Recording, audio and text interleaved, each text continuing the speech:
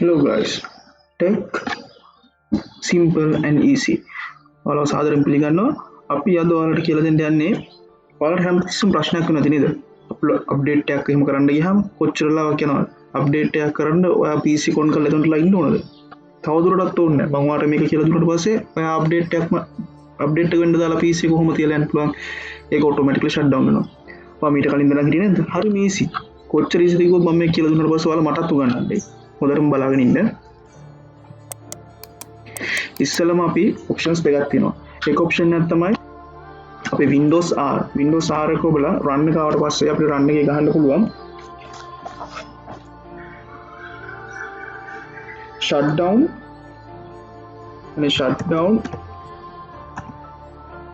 space -s space -t space ඔයාට මේක මෙහෙම count down first option එකේදී අපිට කරන්න ඕනේ count down එකක්. අපිට count down එකක් දෙන්න පුළුවන් අපිට මේ වගේ වෙලාවකදී මේ PC එක automatically shut down වෙනවා. ඒකට අපි එක PC එක automatically shut down වෙනවා නම් count down එක දෙනවා තප්පර වලින්. අපි කිව්වට විනාඩි 20කින් මේක shut down වෙනවා. විනාඩි 20ක් කියන්නේ තප්පර 1200ක්. ඒතර 1200 කියලා මෙතන type කරාම මේක automatically activate වෙනවා. අපි enter ගහපුවම මේක එතන notification ආව Windows will shut down in 20 minutes. එතකොට අපිට මේක හදිසියවත් කැන්සල් කරන්න ඕන නම් අපි ආපහු කරන්න ඕන හරිම පොඩි දෙයක්. Windows R එක රන් එකට ආව. රන් එකේ අපි ගහනවා shutdown -space -a log off is cancelled. so දැන් අපි මේ පළවෙනි ක්‍රමය ඇත්තටම හරිම ලේසි. අපිට මේකට උන shortcut එකක් හදාගන්නත් පුළුවන්. right click කරා new gear shortcut. මේ shortcut එක මෙතන ගහන්න උනා shutdown exe කියන්නේ shutdown.exe space -s space -t space වාට ඕන තප්පර ගන්න.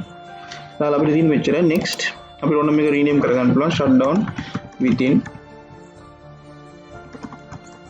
20 minutes finish.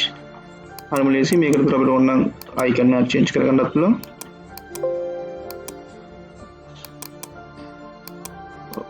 ඉතින් මේක double click කරපුවම automatically Windows will shut down in 20 minutes. හරිම easy. අපි මේක cancel කරලා shortcut එකක් ගාලා දාගමු.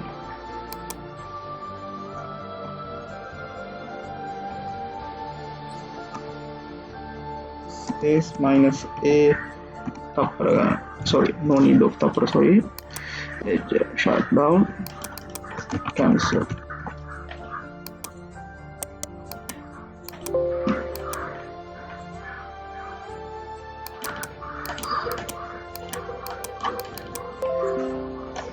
හරිම ලේසිනේ. මේක තමයි එක ඔප්ෂන් එක. අපිට තව ඔප්ෂන් එකක් තියෙනවා. ඒක ටිකක් සංකීර්ණයි කියන්නත් පුළුවන්. හැබැයි ඒ ක්‍රමයේ ඉගෙන ගත්තොත් ඔයාලට හොඳයි. අපි මෙහෙම Windows එකේ ගියා. Windows එකේ sharp type කරන් තියෙන්නේ task schedule ඔය උඩින්ම ආව. ඒක අපි run කරාම අපිට ඒකේ පුළුවන් action section එක. action section එකේ තියෙනවා ඔයාලට බලන්න create basic task කියන එක ක්ලික් කරන්න.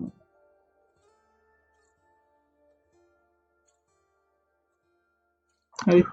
මේක අපිට name එකක් දෙන්න පුළුවන් shutdown at 8 am.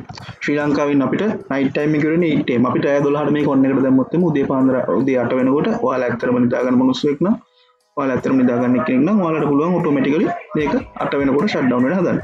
හරි. description එක optional. ඔයාලට ඕන නම් මේකට ඕන දෙයක් දාන්න පුළුවන්. මම නම් එච්චර උනන්දු වෙන්නේ කියලා මුත් දාන්න. අපි ඉතින් මේක next කරමු.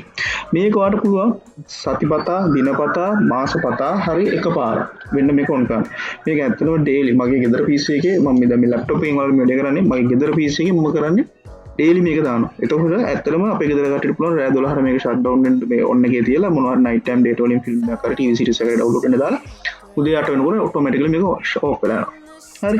කොච්චර easy ද බලන්න. next. හරි. මේකට ඔයාලට දාන්න ඕන ඊට පස්සේ start time. මේක දැන් අපි කියමු මේක දැන් daily එකක් නම් මට ඕන දැන් අද ඉඳන් පටන් ගන්න නම් අපි දාමු හෙට එක. හෙට ඉඳන් පටන් ගන්න නම් අපිට මෙතන දාන්න පුළුවන් time එක. ඒ කියන්නේ උදේ 8 08 මේක සින්ක්‍රොනයිස් කරන්න ඕනේ වගේ ලැප් එකේ දෙන ටයිමින් එකත් එක්ක ඒක ලස්සනට කරනවා.